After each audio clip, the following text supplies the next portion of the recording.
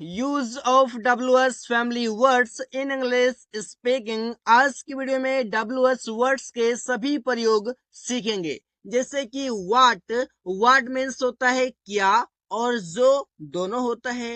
Who means कौन या जो, ऑफ विच मीन्स कौन सा या जो, वेयर मीन्स कहाँ या जहां, हुम मीन्स किसे, जिसे, किसको या जिसको, विच मीन्स कौन सा या जो, हुज मीन्स किसका या जिसका।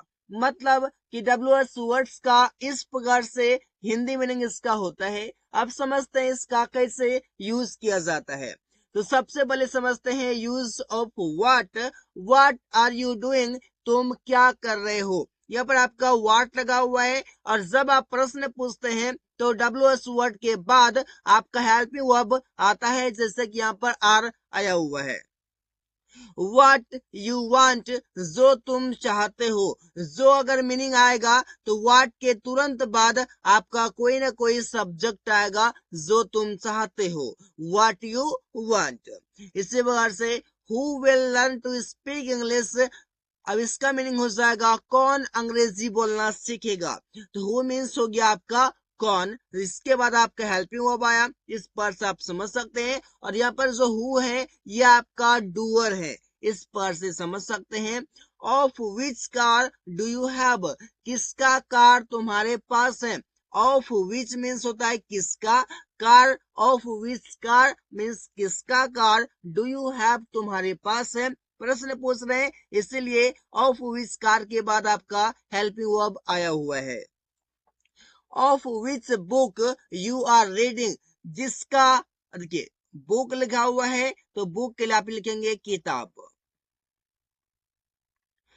जिसका किताब तुम पढ़ रहे हो। ऑफ विच बुक के बाद अगर हेल्पिंग वर्ब नहीं आता है तो किसका उसका मीनिंग ना हो करके जिसका होगा। अगर हेल्पिंग वर्ब आता है तो किसका, हेल्पिंग वर्ब नहीं आता है ऑफ विच बुक के बाद तो इसका मीनिंग होगा जिसका, जैसे कि आप यहाँ पर समझ सकते हैं। वेयर डू यू लिव, तुम कहाँ रहते हो। आप समझते ना कि वेयर के बाद आपका हेल्पिंग वर्ब आ गया तो कहाँ, अगर हेल्पिंग वर्ब नहीं आएगा तो जहां हो जाएगा। सीधी सी बातें हैं। WS वर्ड के बाद अगर हेल्पिंग वर्ब आ रहा है, इसका मतलब आपको क्या हो सके, जैसे आप बोल रहे हैं कि वेयर मीन्स कहाँ, और अगर आपका वेयर के बाद, मतलब कि वेयर मीन्स कोई भी WS फैमिली वर्ड होता है, इसके बाद अगर कोई सब्जेक्ट आता है, इसका मतलब हो जाएगा आपका जहां। सिंपल सी बातें हैं, ये फंडा याद रखिए, परेशानी नहीं होगी। वेयर यू लिव, जहां तुम रहते हो। वेयर के बाद देखिए यहाँ पर आपका सब्जेक्ट आ गया, इसका मीनिंग कहां ना होकर जहां हो गया। इसी बार से whom will you give money, तुम किसे पैसे दोगे। whom will you give money, देखिए whom के बाद आपका हेल्पिंग वर्ब आ गया, इसका मीनिंग हो गया किसे, इस पर से या किसको।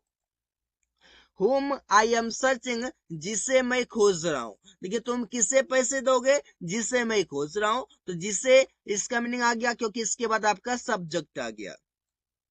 Which car do you want to buy, तुम कौन सी कार खरीदना चाहती हो।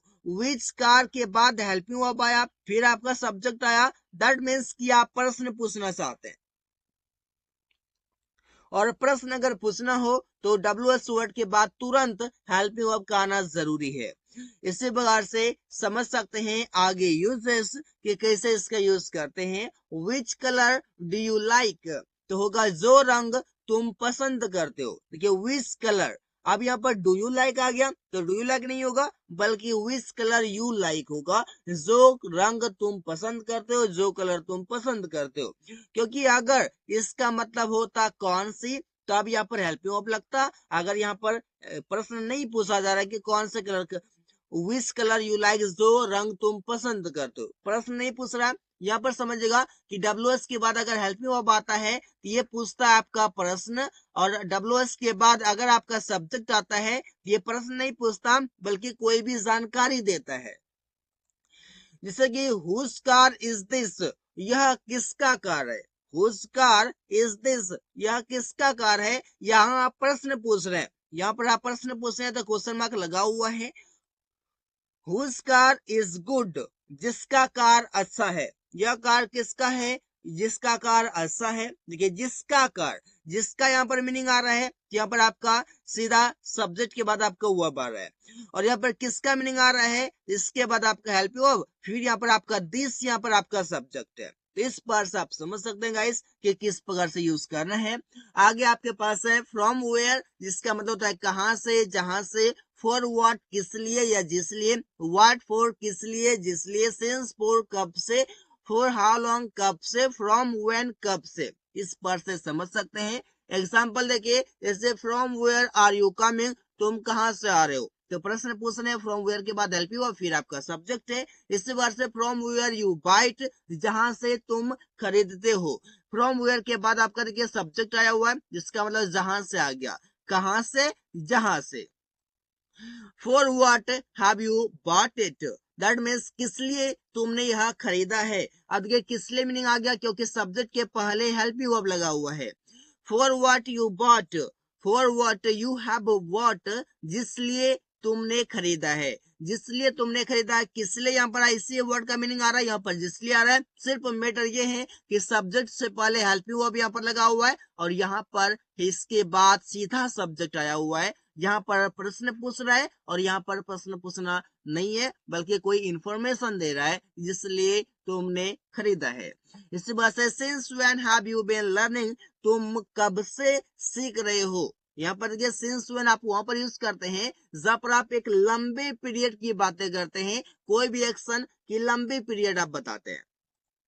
जैसे कि since when I go there, जब से मैं वहां जाता हूं। या फिर since when I have been going there, ऐसे भी आप बोल सकते हैं। There is no issue guys, so always remember I will have to use like this. For how long have you been living there, sentence का meaning होगा कब से तुम वहां जा रहे हो। कब से तुम वहां जा रहे हो। देखिए फॉर हाउ लॉन्ग के बाद आपका हेल्पिंग वर्ब, फिर आपका सब्जेक्ट आया हुआ है। ये आपका यूज सब्जेक्ट है। यहाँ पर आप हैव बीन गोइंग कर सकते हैं। अगर आपको कोई कंफ्यूजन आ रही है तो आप यहाँ पर हैव बीन गोइंग देयर कर सकते हैं। No issue guys. तो कब से तुम वहां से आ रहे हो, सेंटेंस क्या बना कि for how long have you been living there, तुम वहां कब से रह रहे हो। इसी प्रकार से देखिए तुम वहां कब से रह रहे हो, इस पर होगा from when will you start this business, that means कब से तुम यह व्यापार शुरू करोगे। फ्रॉम व्हेन इसका मतलब होता है कब से। यहाँ पर आप देख रहे हैं कि कब से, फॉर हाउ लॉन्ग इसका भी मतलब हुआ। इसी प्रकार से आगे है व्हेंस मीन्स कहां से या फिर जहां से, दोनों मीनिंग आता है आपका। व्हाट टाइप ऑफ मीन्स किस तरह का, और विच टाइप मीन्स किस तरह का। एट व्हाट वे मीन्स किस तरह से। इन विच मीन्स किसमें या जिसमें। अब इसे कैसे यूज करना है समझिए। जैसे कि व्हेंस हैव यू बॉट, कहां से तुमने लाया है। सेंटेंस हो गया कहां से तुमने लाया। यहाँ पर प्रश्न पूछने, इसके बाद आपका हेल्पिंग वर्ब आया हुआ व्हेंस के बाद।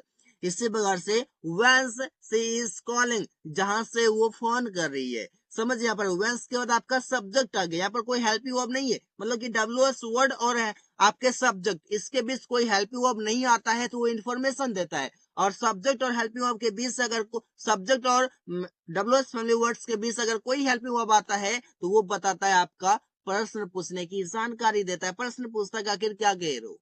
इसी वर्ड से what type of work do you do, किस तरह का काम तुम करते हो। देखिए यह आपका है सब्जेक्ट, और इधर है आपका डब्ल्यूएस फैमिली वर्ड। इसके बीच आया हुआ है आपका हेल्पिंग वर्ब, दैट मींस प्रश्न पूछ रहा है। विच टाइप ऑफ या फिर which type work do you like to read, that means की किस तरह का किताब तुम पढ़ना पसंद करते हो। यहाँ पर ये प्रश्न पूछ रहे हैं कि विच टाइप बुक, इसके बाद आपका हेल्पिंग वर्ब, ये आपका सब्जेक्ट है। ये सब्जेक्ट और है आपके डब्ल्यूएस वर्ड के बीच आपका हेल्पिंग वर्ब का आना कंपलसरी है। इसका मतलब प्रश्न पूछ रहे हैं। At what way did you complete, that means किस तरह से तुमने यह पूरा किया। किस तरह से यह तुमने पूरा किया। एट व्हाट वे डीड आपका हेल्पिंग वर्ब है और यू आपका सब्जेक्ट है। तो डब्ल्यूएस वर्ड और सब्जेक्ट के बीच हेल्पिंग वर्ब का आना जरूरी था, क्योंकि आप प्रश्न पूछ रहे हैं। In which class do you study, किसमें तुम पढ़ते हो या किस क्लास में तुम पढ़ते हो, बात एक ही है। इस बार से इन विच क्लास यू स्टडी, जिसमें तुम पढ़ते हो। समझ यहाँ पर किसमें इसका मीनिंग कब हुआ, जब इसके बाद क्या हो गया, डब्ल्यूएस वर्ड के बाद हेल्पिंग वर्ब आ गया, फिर सब्जेक्ट आया। और जिसमें मीनिंग कब आया, जब इन विच के बाद आपका सीधा सब्जेक्ट आ गया, कोई झंझट भी इसमें हेल्पिंग वर्ब का नहीं है। आगे गाइस, अबाउट हुम मीन्स किसके बारे में या जिसके बारे में, बाय हुम मीन्स किसके द्वारा या जिसके द्वारा, टूवर्ड्स हुम मीन्स किसकी तरफ या जिसकी तरफ। अब समझते हैं एग्जांपल से। जैसे अबाउट हुम आर यू सेइंग, किसके बारे में तुम कह रहे हो। देखिए अबाउट हुम के बाद हेल्पिंग वर्ब आ गया। इसी बार say about whom you told me, जिसके बारे में तुमने मुझे बताया। अबाउट हुम मीन्स जिसके बारे में, यू टोल्ड मी तुमने मुझसे बताया, दैट्स इट। इसके बाद आपका सब्जेक्ट आ गया है, by whom will this work be done, that means किसके द्वारा यह काम किया जाएगा। इसी बार से बाय होम दे वेंट, जिसके द्वारा वे चाहते हैं या वे लोग चाहते हैं। इस पर से आप समझ सकते हैं, towards whom are you indicating, that means किसकी तरफ तुम इशारा कर रहे हो। तो सेंटेंस बनेगा, towards whom Aman lives, that means जिसकी तरफ अमन रहता है, जिसके तरफ अमन रहता है। इस पर आप समझ सकते हैं, क्योंकि इसके बाद तुरंत आपका सब्जेक्ट आ गया और टुवर्ड्स होम के तुरंत बाद आपका हेल्पिंग वर्ब आ गया, फिर आपका सब्जेक्ट आया। तो जहां पर हेल्पिंग वर्ब के बाद सब्जेक्ट आए डब्ल्यूएस वर्ड के बाद, तो समझ जाए वहां पर प्रश्न पूछ रहे हैं। और जहां पर डब्ल्यूएस वर्ड के बाद तुरंत आपका कोई सब्जेक्ट आ जाए, दैट मीन्स वहां पर कोई जानकारी दे रहे हैं। इसी बार से आगे हैं आपके पास, हाउ मीन्स कैसे या जैसे, अंटिल व्हेन मीन्स कब तक या जब तक, हाउ मेनी मीन्स कितने या जितने, हाउ मच मीन्स कितना या कितनी।